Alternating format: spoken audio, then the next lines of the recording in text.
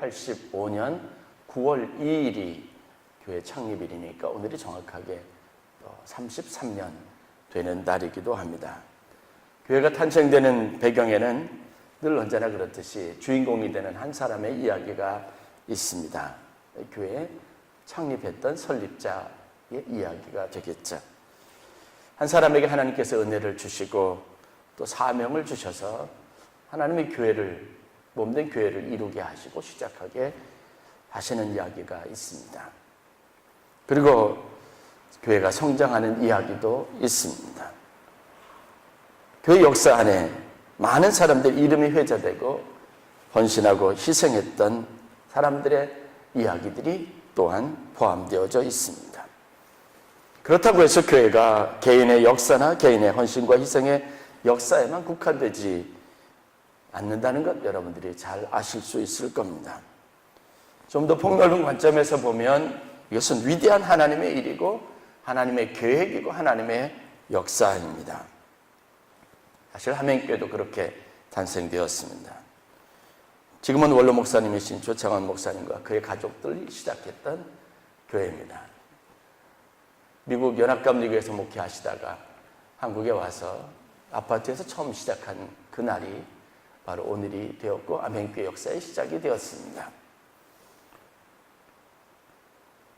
교회 33년 역사를 구성하는 많은 시간 동안 참 많은 사람들이 이것을 섬기고 헌신했습니다. 그런데 더 중요한 이야기는 이 역사 안에 하나님이 영원구원을 향한 열정들이 있었다는 것이고 그 열매들이 풍성하게 맺혀졌다고 하는 사실입니다. 우리의 신앙, 우리 공동체의 크기, 사이즈, 우리가 가지고 있는 경제적인 능력, 재정적인 능력 이런 것과는 다르게 하나님이 하시는 일들은 모든 조건과 환경과 우리가 가지고 있는 힘, 능력 이런 것들, 개인적인 차원, 교회의 차원을 항상 뛰어넘는 위대한 역사였다는 것을 우리가 기억하여야 한다는 겁니다. 그래서 우리는 하나님 앞에 감사할 이유를 갖습니다.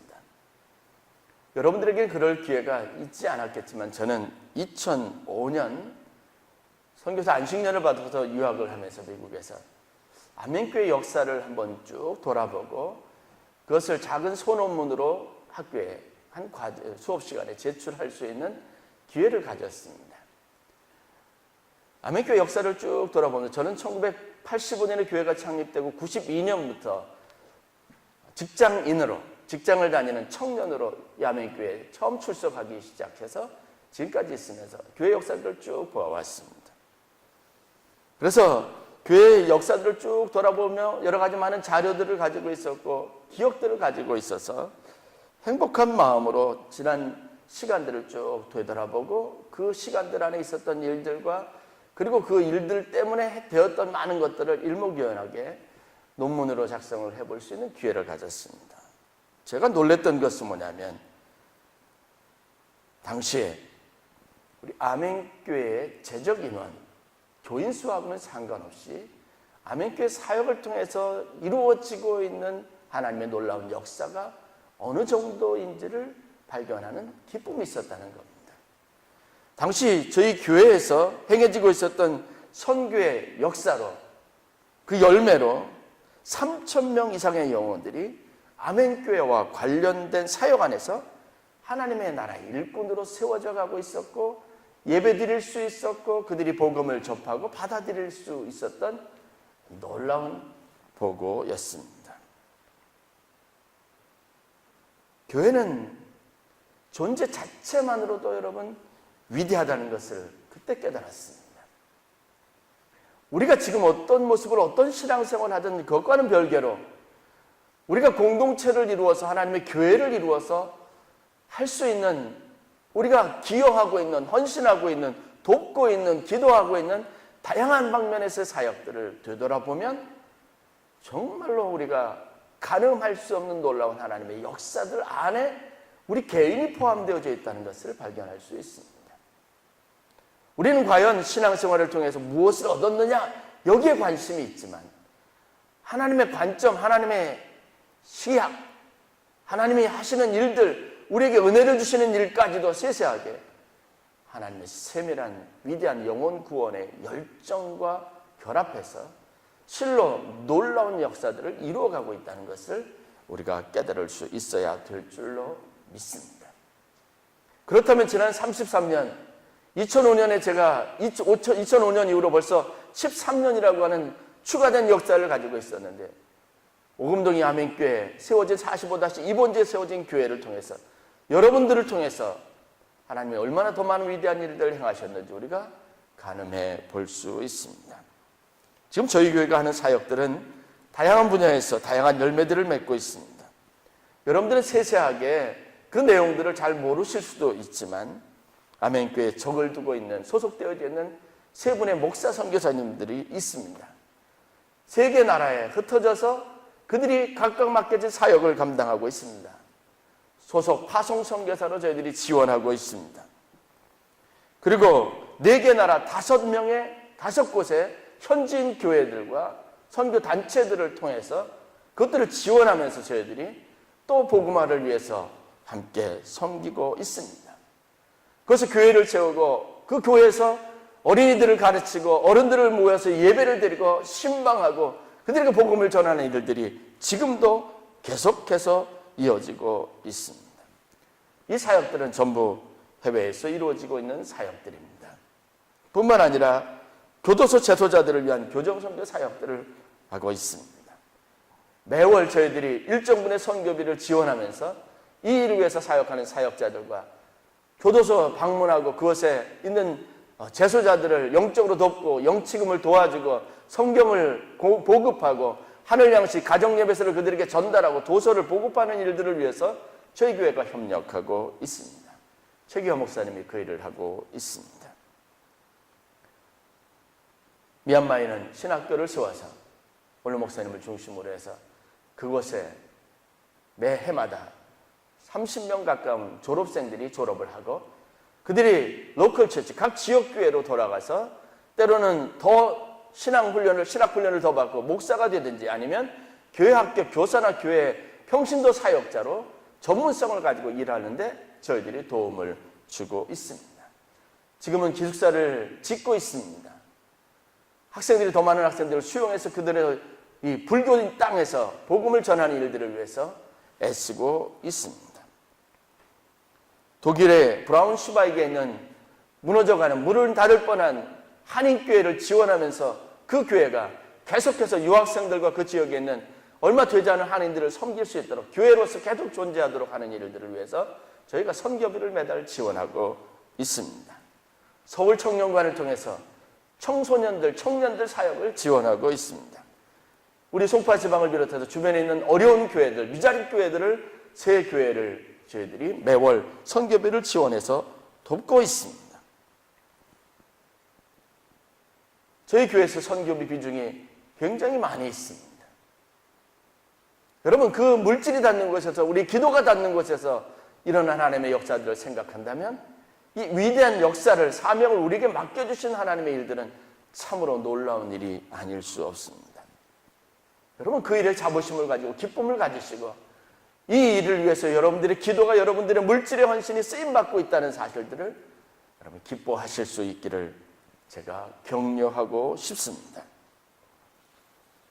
하나님은 우리를 통해서, 우리 안에서 일하시는 것을 기뻐하십니다.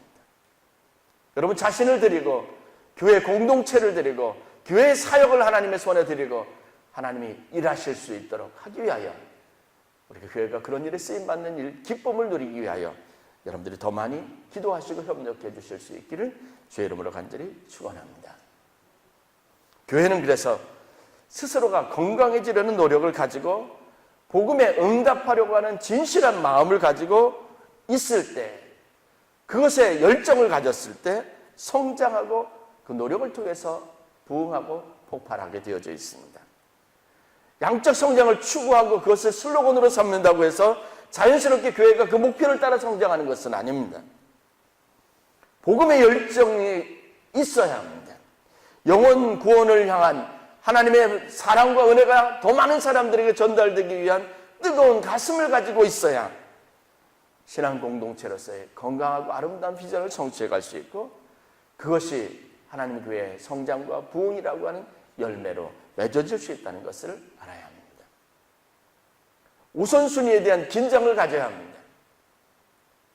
오늘 제가 설교 제목을 맥처치라고 하는 영어 단어로 채용을 해서 설교 제목을 정했습니다. 이 시대의 교회가 가지고 있는 일반적인 보편적인 특성이 아니라 우선순위에 대한 긴장, 교회의 존재 이유와 목적에 대한 긴장, 그것을 지켜내려고 하는 열심, 열정을 가지고 다시 한번 어린아이의 일을 벗고 성년으로 나아가는 우리 교회의 사명을 재확인해야 될 시간이라고 하는 의미에서 여러분에게 교회의 존재 목적에 대해서 도전하고자 하는 것이 오늘 설교의 주된 목적입니다. 영국의 유명한 신학자여 저술가인 C.S. 루이스, 이분이 자신의 신앙인으로서의 정체성을 이렇게 표현을 합니다. 나는 행복해지려고 교회를 찾는 것이 아니다. 그런 행복은 포트와인 한 병으로 얻을 수 있음을 나는 알고 있었다.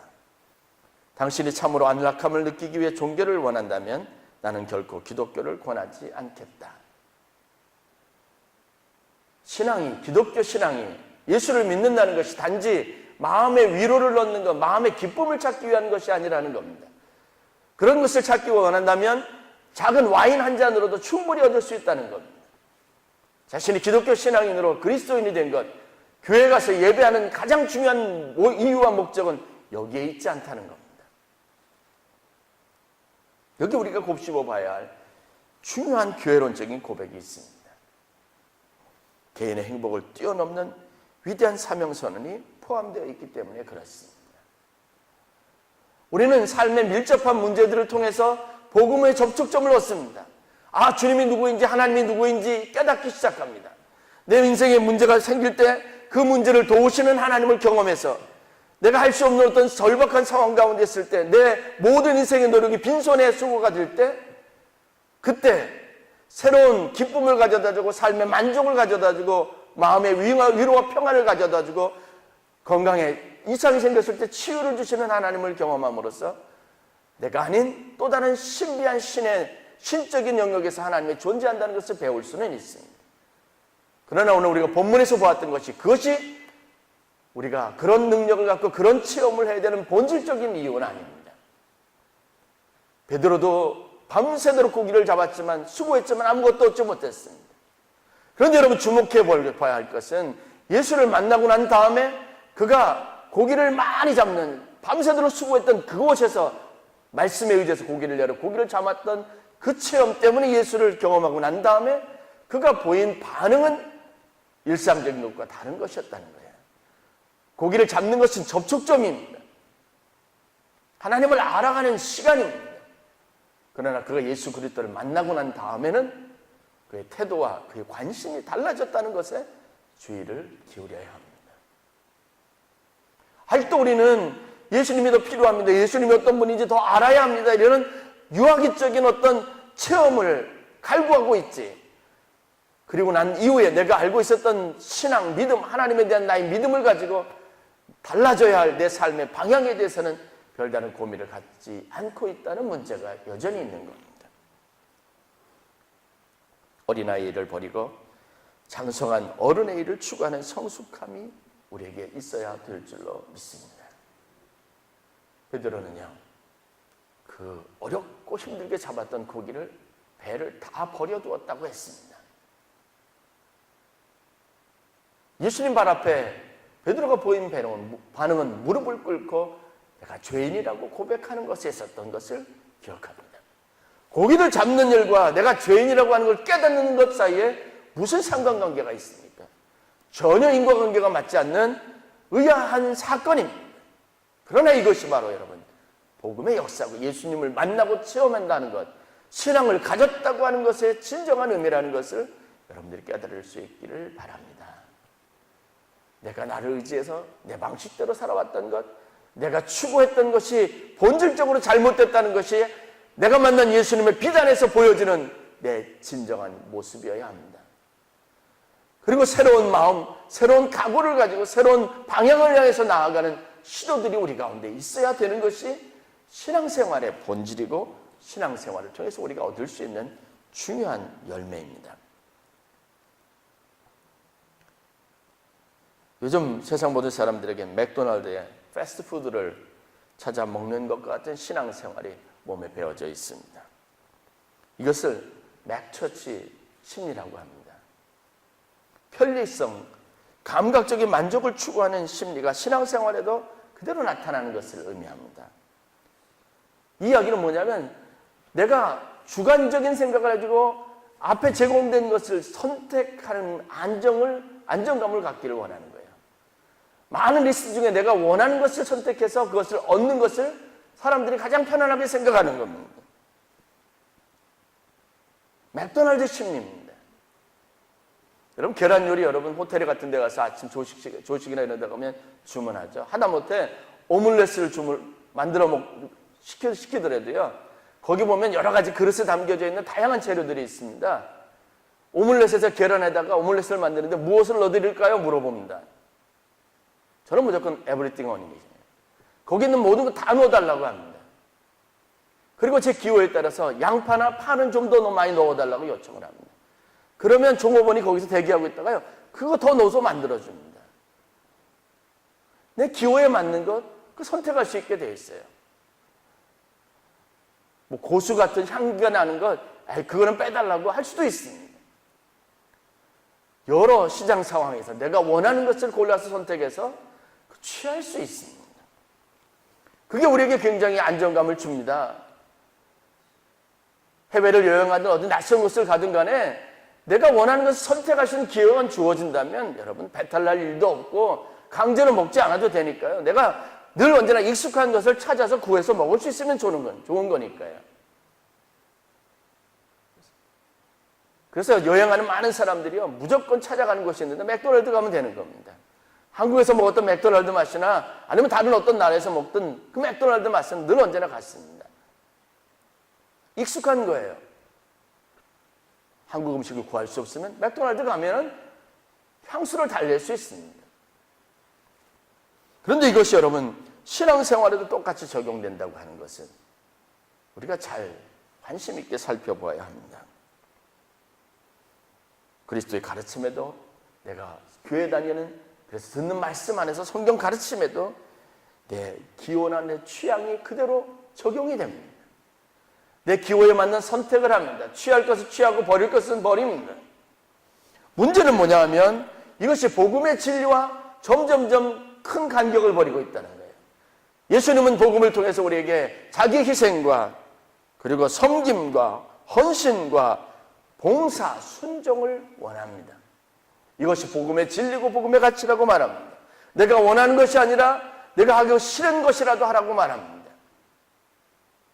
그것이 하나님의 뜻이라고 가르쳐주고 있습니다. 그래서 편한 것은 추구하되 어색하고 힘든 것은 하지 않으려고 하는 성향들이 우리 가운데 있다는 것입니다. 물론 그것이 좋습니다. 그것이 신앙생활을 안전하게 할 수 있는 기반이긴 하지만 그러나 중요한 것은 그것이 복음의 진리와 가까이 하기 참 어렵다는 겁니다.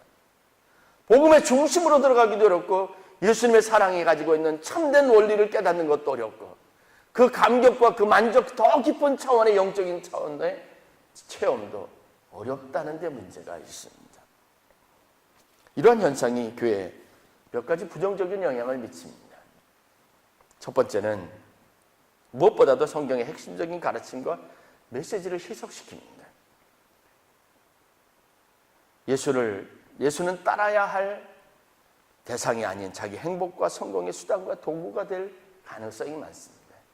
지나친 표현이라고 말하지만 우리 심리 안에 그것이 자연스럽게 되어져 있습니다. 예수는 단지 몇 가지를 위해서 필요한 존재이지 내가 전적으로 따르고 내가 전적으로 배워야 할 내가 제자가 될 어떤 필요성을 가진 존재가 아니게 되는 겁니다. 하나님은 이 세상에서 우리가 순조롭고 평탄하게 살아가는 것을 돕고 우리의 필요들을 채우는 것 안에서만 의미 있는 겁니다. 존재 가치를 갖는 겁니다. 두 번째, 그러다 보니 교회의 본질 자체가 변질되게 되어 있습니다. 교회의 존재 의미 자체가 바뀌게 됩니다. 교회는 이제 예배 공동체에서 삶의 스트레스를 해소하는 장소로 변질이 됩니다. 복잡했던 마음을 평안하게 해주는 그런 장소고, 성가대 찬양과 설교제, 말씀은 심리적인 안정을 가져다주는 치료수단 정도로 전락해버립니다. 그것으로 만족합니다. 그러다 보니까 세 번째, 복음을 왜곡시키는 위험성이 있습니다. 단계적으로 조금씩 변질되어져 가는 겁니다. 어느 순간인가 신앙은 내 자아를 실현하는 수단이 되지 하나님의 거룩한 목적을 이루기 위한 것이 아니게 됩니다. 하나님이 이 믿음을 우리에게 주신 목적과는 점점 거리가 멀어지는 겁니다.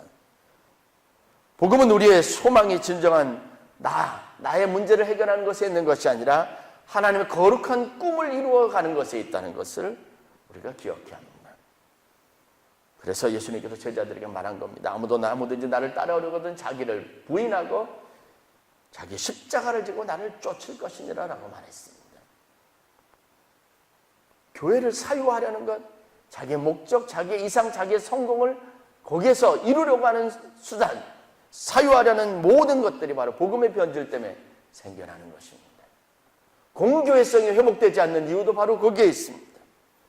네 번째, 결국은 교회의 권위를 잃게 만드는 겁니다. 오늘날 현대 교회가 지금 직면하고 있는 위기가 바로 이겁니다. 교회의 권위가 잃어졌습니다. 교회의 존재 가치를 잃어버리고 세상의 다른 기관과 교회 사이 구분도 없앴습니다. 가도 되고 안 가도 별 문제 없는 곳이 되었습니다. 작은 사안에서도 쉽게 사람들의 조롱과 비난의 대상이 되기도 합니다. 교회가 사람들의 압력, 사람들의 비난에 직면해서 스스로의 부끄러움을 면하기에 참 어려운 시대를 살아가고 있습니다. 왜요? 우리의 자랑거리를, 즉 복음을 잃어버렸기 때문에 그렇습니다. 다른 사람들과 같아졌는데, 세상과 같아졌는데 세상에서 빛이 될 수 있는 그 무엇인가, 빛은 소금은 잃어버렸습니다. 그러므로 여러분, 우리가 꿈꿔야 할 진정한 교회의 모습은 거룩함과 온전함을 추구하는 것에 있습니다. 희생의 가치, 십자가의 가치, 그리고 순교의 가치를 보여주는 것이 되어야 합니다. 개인의 자아를 실현하고 성공을 이루는 기관이 아니라 개인적인 이기적인 욕구를 죽이고 하나님의 거룩한 소망을 품고 공동체, 아름다운 공동체를 활성화시키고 하나님의 나라를 이루어가는 그 비전을 향해서 나아가는 교회가 되어야 될 줄로 믿습니다. 매주일 파송의 찬양으로 부르는 우리를 사용하셔서 찬양이 있습니다.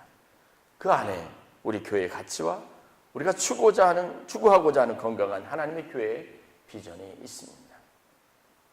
여러분, 내가 아멘교회 교인이라면 우리가 함께 이루어야 할 그 거룩한 일들에 초점을 맞추는 결단을 가지실 수 있기를 바랍니다.